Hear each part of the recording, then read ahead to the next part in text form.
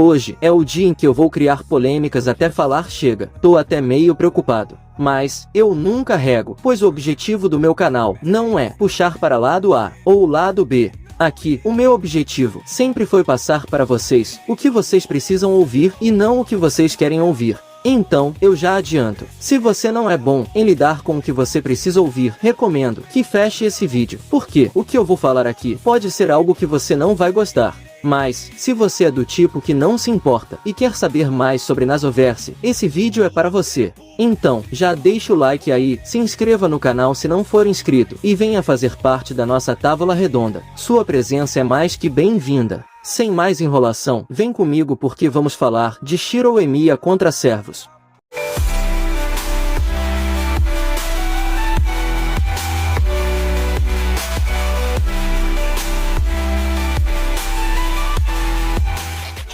Sempre quando falamos de batalhas no Nasoverse, abre-se um leque de opiniões das mais variadas possíveis, mas o assunto fica ainda mais ríspido quando falamos de Shiro Emiya derrotando os servos. Eu sei que o Shiro Emiya é um personagem muito amado, eu também gosto dele, mas temos que ser honestos sobre o que acontece em certas ocasiões, pois este personagem já enfrentou e derrotou servos como Gilgamesh, Saber Alter, Hércules e até a sua versão do futuro. Dito isso, nós temos três teses diferentes, que servem para defender as posições de alguns grupos de fãs. A primeira tese do primeiro grupo vai dizer o seguinte: Shiro poderia sim vencer uma luta contra os servos, e que não tem nada a ver com o roteiro, e nada que mostre o contrário disso. Segundo eles, o Shiro Emiya seria meio que o último herói. Mas, nesse vídeo eu vou mostrar que tem sim textos que evidenciam isso. O segundo grupo, onde eu me encaixo, vai dizer que sim, que o roteiro influenciou sim nas vitórias do Shiro, o que tornou possível ele contornar certas situações.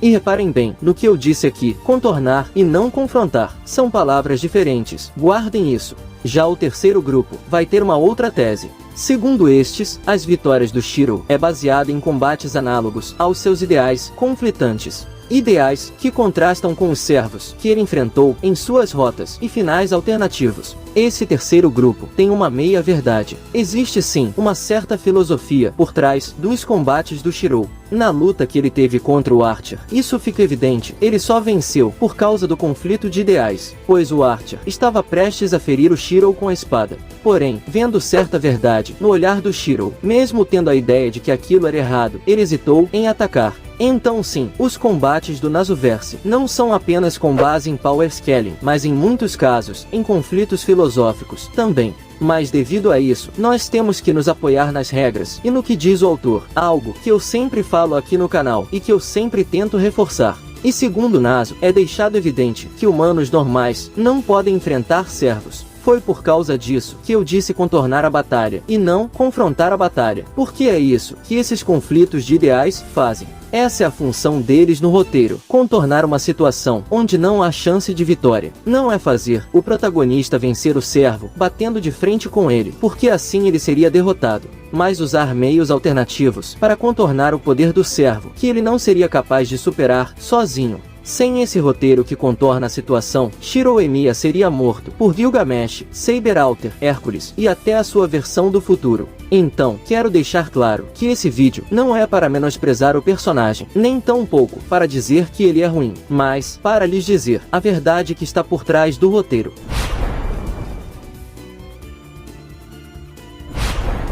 Vou usar como base principal a luta do Gilgamesh e do Shiro, porque é a mais discutida e teorizada na internet e nas comunidades, mas vou dar pitacos de outras lutas. Afinal, Shiro venceria o Gilgamesh em uma situação normal, sem filosofias e sem roteiro guiado? Essa é a pergunta que deve ser feita. Porque uma coisa é você ter o roteiro ao seu lado, outra é você estar em um roteiro neutro, onde não há filosofias envolvidas, nem poderes extras, nem nada do tipo. Essa é a forma correta, e é aí que entram as regras do autor, porque elas são feitas com base na neutralidade, e não em circunstâncias de momento. E a neutralidade é a seguinte: quando Naso é questionado sobre quem poderia enfrentar servos além da Arquade em um combate mano a mano, como no caso do Shiro e Gilgamesh, ele vai citar alguns deles, dizendo o seguinte, abre aspas, considerando um combate mano a mano, na condição de que o fantasma nobre do servo seja mediano. Vamos lá.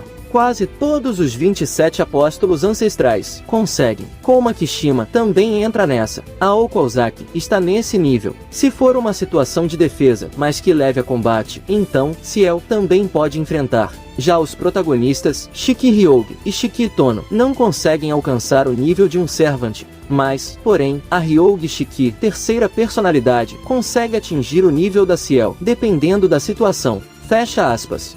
Entenderam? Foram citados apenas aqueles que têm poderes no nível de magia verdadeira, ou que estão além do que os humanos alcançam. Estes são capazes de enfrentar os servos diretamente. Nem mesmo o Tono e a Shiki Base, que podem matar as coisas com seus olhos místicos, não derrotariam um servo diretamente. E aqui é referente a servos com fantasmas nobres medianos, o que indica que não estamos falando de servos de topo de lista.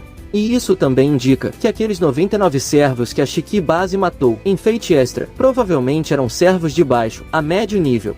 E reparou, Shirou Emiya não foi mencionado entre os protagonistas da Type Moon que poderiam enfrentar servos além da Arcade. Isso porque, por mais que ele possa projetar algumas armas, enfrentar um servo no corpo a corpo seria a morte certa, pois um servo é muito mais forte e muito mais ágil que um ser humano. Então, quando vemos o Shirou cruzando espadas com o Gilgamesh, saiba que cada golpe do Gil deveria ter o triplo de peso e de velocidade em comparação aos do Shirou. Só de cruzar espadas com qualquer servo, ele já deveria ser arremessado, ou no mínimo, pressionado.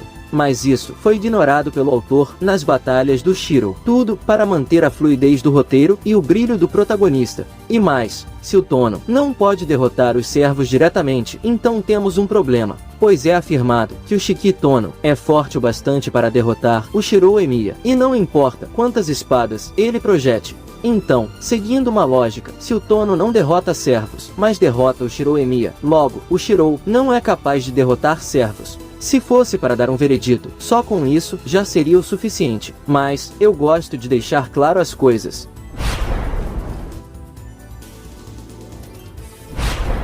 Com o que eu disse, se torna descartada a primeira hipótese, onde alguns afirmam que não tem nada que prove que o Shirou perderia, pois os servos possuem capacidades como velocidade, força, precisão e até percepção do perigo, habilidades que estão muito além de um mago comum.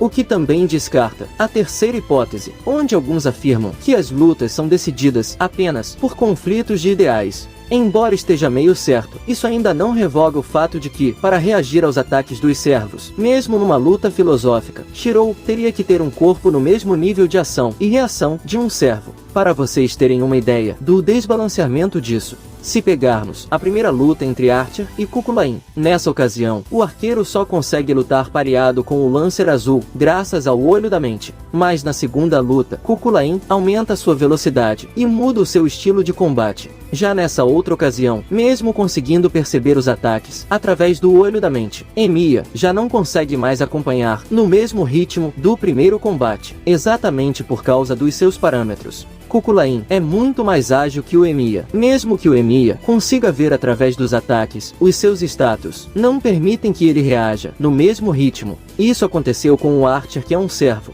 Mas curiosamente, com o Shirou, nada disso acontece. Prestem atenção, estamos falando de um humano enfrentando seres sobrenaturais com poderes sobrenaturais. Se você colocar Shirou Emiya e Archer na balança, terá 2 pesos e 2 medidas, pois o Shirou consegue se sair melhor que seu eu futuro, que tem experiência em batalha e viveu muito tempo aprimorando a sua projeção, e além de tudo é um servo.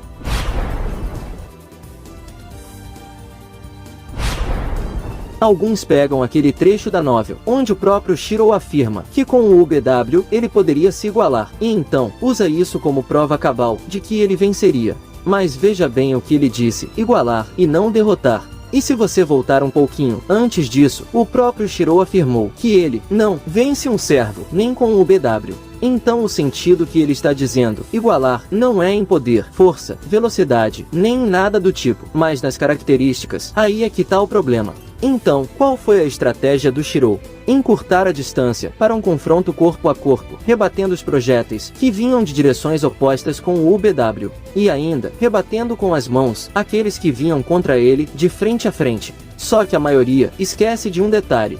Para fazer isso com precisão, seria necessário o olho da mente, reflexos, e uma velocidade de reação no mesmo nível de um servo, algo que está longe do alcance do Shirou por ser um humano. E foi por isso que eu citei o olho da mente do Archer, porque diferente dele, o Shirou não possui essa habilidade, algo que se faz necessário para que ele pudesse avaliar a trajetória dos projéteis e então rebatê-los. Ainda digo mais, vai ter aqueles que vai dizer que ele venceu porque encurtou a distância, porque o Shirou pode aprender as habilidades das armas que ele projeta. Só que aí teria outro problema. Porque por mais que o Gilgamesh não seja tão habilidoso em esgrima, o Shirou teria que superar o Gil tanto na velocidade quanto na força física. E, na escala humana, segundo as regras do Naso, não seria possível. Resumindo galera, sendo bem honesto e usando de ironia, o que Shirou Emiya fez foi um milagre tão grande quanto uma magia verdadeira. Isso que eu tô falando não dá para explicar nem pelo roteiro, nem pelas regras do Nasoverse.